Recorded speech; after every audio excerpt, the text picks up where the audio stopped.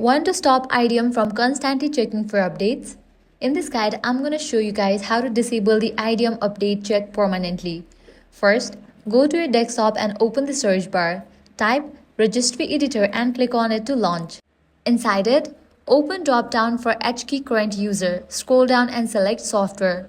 Under Software, look for the Download Manager folder and click on it. Here, find the entry called Last Check or LST check. Once you see it, right-click and choose Modify.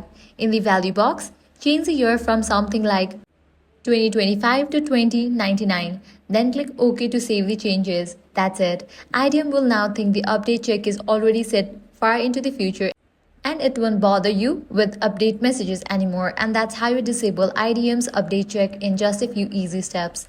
If this guide helped you out, do not forget to like, share and subscribe. Thanks for watching.